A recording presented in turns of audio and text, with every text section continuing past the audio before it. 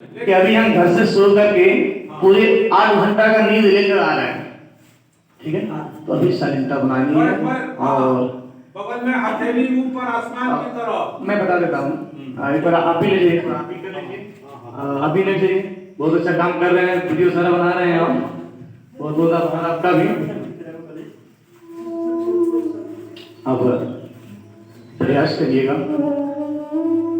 दोनों टांगों के बीच में 1 फीट की दूरी हो। धर्मेंद्र जी एक बार अंगूठा से लेके सब का घुमा दीजिए। हाँ, मैं सबको नहीं पूरा गांव घुमा देता हूँ, कुशीनगर घुमा दूंगा, चलेंगे ना। लेकिन समोसा खिलाऊंगा नहीं, पैसा नहीं है मेरे पास, ठीक है। तो अभी आप सबसे पहले दोनों टांगों के बीच में 1 फीट की दूरी बना लें। फिर कमर से हाथ की दूरी 1 फीट की होनी चाहिए, यानी अपने जगह के अनुसार अपनी दूरी बना लें और प्रयास करें हथेली, हाथ की हथेली जो है आकाश की तरफ खुली हुई हो। हाथ की हथेली आकाश की तरफ खुली हुई हो। जिनको जगह शांत हो जाइए, कंट्रोल। जिनको जगह नहीं मिल पा रहा है वो थोड़ा सा इधर उधर जगह बना करके कर सकते हैं। अब कहीं से आवाज ना आए, प्रयास करिए। ऐसा लगाना चाहिए कि ये भी व्यक्ति यहाँ है। 100 बार 100 के समान अपने शरीर को कर लेना, एक मृतक के समान शरीर को कर लेना। धीरे धीरे श्वास ले, श्वास छोड़े। मैं एक बार और कह रहा हूँ, जिसकी हथेली नीचे की तरफ हो वो आकाश की तरफ खुली हुई रखनी चाहिए। जमीन पर रख करके आकाश की तरफ खुली हो, शरीर में कोई भारीपन ना हो। लंबी श्वास ली, लंबी श्वास ले। जो श्वास आप लेते हैं ना, शायद मैंने पिछली बार ही बताया था, किस नाम से श्वास आ रहा है, किस नाम से आ रहा है, जिसे हम सुमिरन कहते हैं। सुमिरन बार बार उसी का जाप अपने घर में ही जाप कर लेना, जो बाहर के लोग बिल्कुल नहीं देख पाएंगे कि आप कर क्या रहे हैं। और श्वास की गति को बढ़ाइए, लंबी श्वास।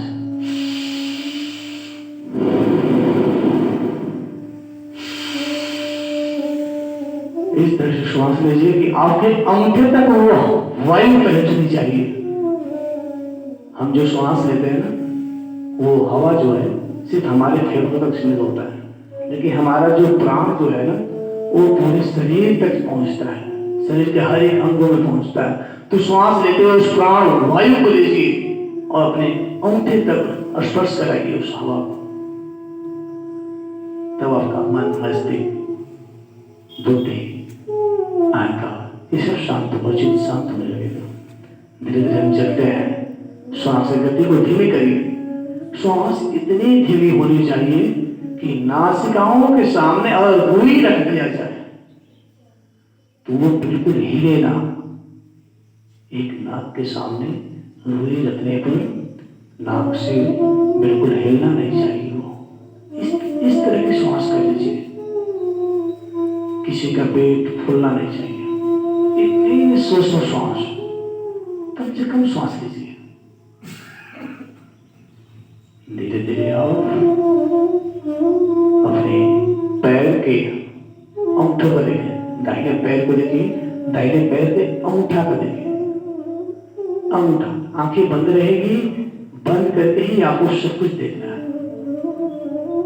पैर को, अंगूठे को देखते हुए चारों उंगलियों को देखिए, कितना शांत स्वरूप बैठा हुआ, प्रसन्नचित्त है। धीरे धीरे पैर के तलवा, इंद्री, जो मैं कह रहा हूं उसको बस निर्देश से पालन करते जाइए। गारंटी लेता हूं आपका मन मस्तिष्क बिल्कुल शांत होगा।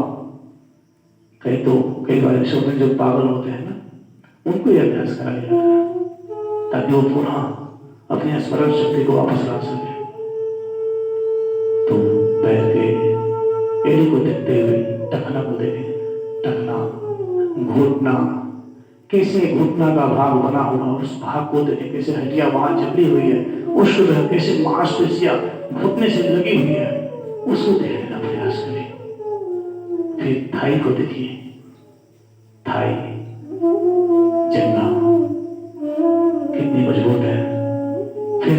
को देखिए, कमर के समस्त भाग को देखिए, मल मूत्र के द्वार को देखने का प्रयास करिए। कमर से नीचे जो भी विकृतियां हैं, जो भी रोग है, यदि आपके घुटनों में दर्द है, कमर में दर्द है, तो अपने प्राण वायु के माध्यम से सकाश करिए। मन में संकल्प करिए कि मेरे अंदर से कमर दर्द, घुटना दर्द, पैरों का दर्द, एड़ियों का दर्द, साइटिका, मल मूत्र से होने वाली परेशानियों का, पेशाब में जलन, मल छोटे समय मल का द्वार दुखता, उन सभी की निवृत्ति धीरे धीरे हमारे श्वासन के माध्यम से हो रहा है। धीरे धीरे हम पेट के समस्त भाग को देखते हैं, पेनक्रियाज, जिससे हमारा शुगर लेवल कम होता है, इस भाग को देखते हैं। बड़ी आंतें को देखते हैं, छोटी आंत को।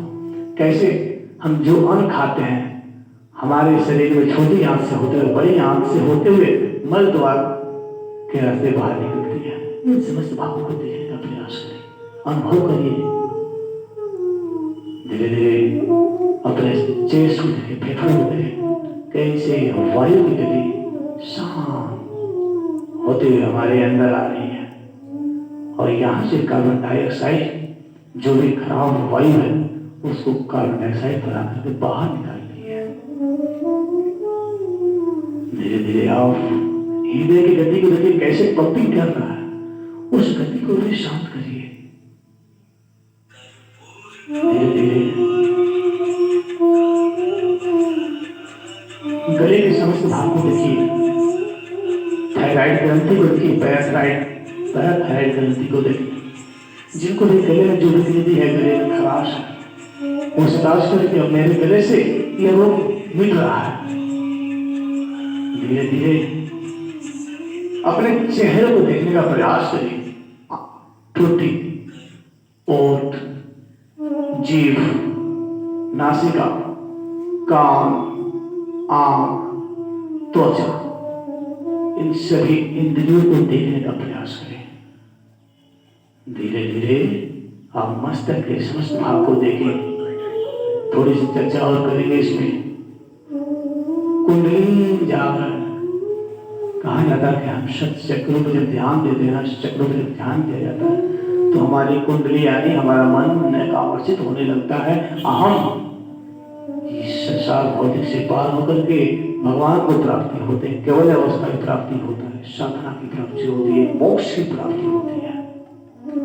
तो सबसे पहले आप मूलाधार चक्र को देखें, मलमूत्र, मल के द्वार को, फिर मूत्र के द्वार, स्वादिष्ठान चक्र, फिर नाभि के नीचे के भाग को, मणिपुरा चक्र, फिर हृदय के नीचे के भाग को हृदय चक्र, अनाहत चक्र, फिर गले के नीचे के भाग को विशुद्धि चक्र, फिर धीरे धीरे अज्ञात चक्र पे आते हैं, जहां हम तिलक लगाते हैं। हमें पता होना चाहिए कि जब हमारे शरीर में गर्दन से नीचे कुछ भी हो जाए तो हम जीवित हो सकते हैं, लेकिन गर्दन से ऊपर के भाग में और कुछ हो जाती है, चोट लग जाती है, तो हमारा बचना बहुत ही मुश्किल होता है, क्योंकि हमारा प्राणवायु हमारे सर के माध्यम से हमारे अज्ञात चक्र पे ही विराजमान करता है। आप शरीर को कहीं भी हाथ इंगित करेंगे, कहीं दर्द नहीं करेगा, लेकिन वही उंगली आप यदि माथे पर ले जाते हैं, जहां तिलक लगाकर सामने रखते हैं, वहां तेजी से दर्द होता है। तो उस अज्ञात चक्र को देखने का प्रयास करें। धीरे धीरे अपने सारे चक्र को देखें। अंतिम पड़ाव जहां सिर्फ आनंद ही आनंद, जहां सिर्फ शांति ही शांति, सबको प्रेम से, सभी प्रेम से वहां बोलते हैं। समस्त भावों को देखते हुए थोड़ी सी यहां से हम ऊपर उठने का प्रयास करेंगे। इस हवेली के ऊपर थोड़ा सा उठेंगे और देखेंगे कि यहाँ 50 से 60 शरीर मृत सज्जा की तरह भूमि पर लेटा हुआ, माँ की गोद में लेटा हुआ है।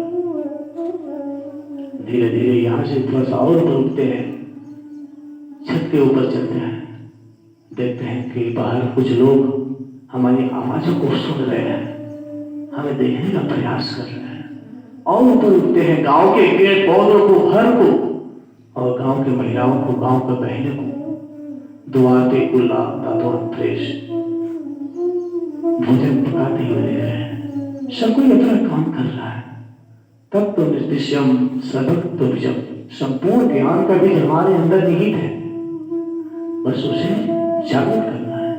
धीरे धीरे और ऊपर चलते हैं, नदी तालाब देखते हुए आकाश की तरफ चलते हैं, नव मंडल गगन मंडल तरफ चलते हैं, देखते हैं सिर्फ यहाँ प्रकाश ही प्रकाश, नीला बादल, शांति पूर्वक हवा की शालीनता बहती हुई।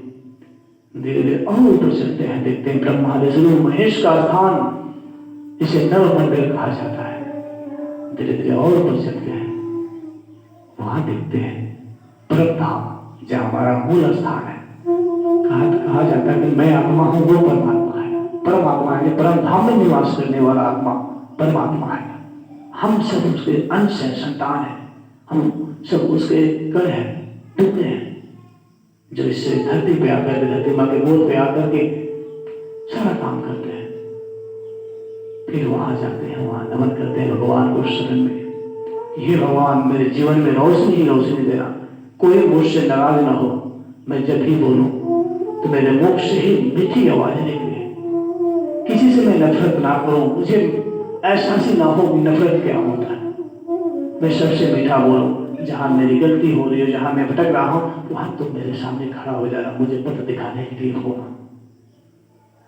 प्रार्थना करते हैं, फिर वहां से वापस आते हैं, सारे पेड़ पौधे नदी और तालाब को देखते हुए इस हवेली में आते हैं, इसे पंचायत भवन में आते हैं, देखते हैं कुछ शरीर अभी भी यहाँ सोई हुई है।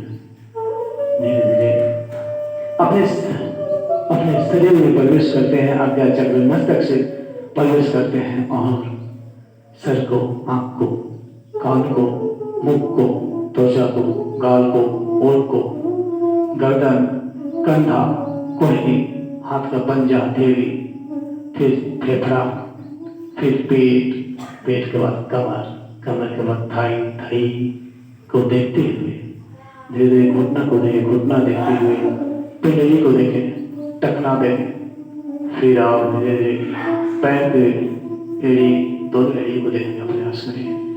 धीरे धीरे तलवा को देखें, उंगलियों को देखें, अंगूठा को देखें, शरीर के समस्त भाग को देखते हुए उसमें सूर्य की रोशनी की तरफ प्रकाश उत्पन्न करें। प्राणवायु के माध्यम से आप सूर्य की रोशनी अपने शरीर में भरे, ऐसी रोशनी भरे जिससे शरीर का हर एक अंग प्रफुल्लित हो जाए, हर एक रोम खड़ा हो जाए आपका। जितने सारे रोए हैं, इस प्राणवायु के दिव्य शक्ति के माध्यम से वो रोम खड़ा हो जाने चाहिए। मेरे समस्त भाग को देखते हुए लंबी गहरी श्वास धीरे धीरे लेंगे, लंबी गहरी श्वास, श्वास लें, श्वास छोड़े, श्वास लें, श्वास छोड़े। फिर दोनों हाथों को ऊपर उठाते हुए आपस में हथेलियों को रगड़े, आपस में हथेलियों पर रगड़े।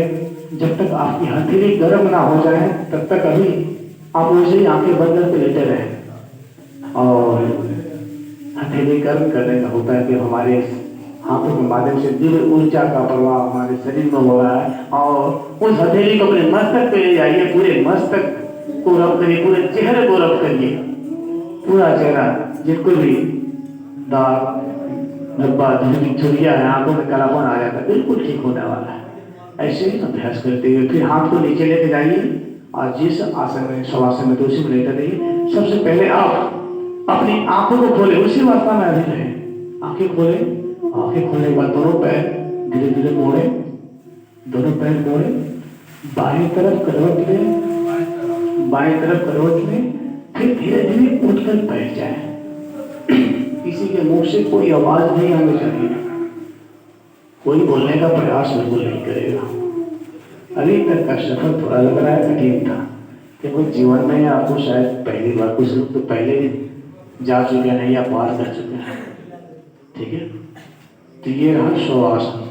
अब मैं चाहूंगा पीछे से कोई एक व्यक्ति ऐसा बताएं उसको क्या अनुभूति हुई, जिसको अनुभूति हुई है वही बता सकता है, कोई भी, चाहे हमसे बड़े हो चाहे छोटा हो।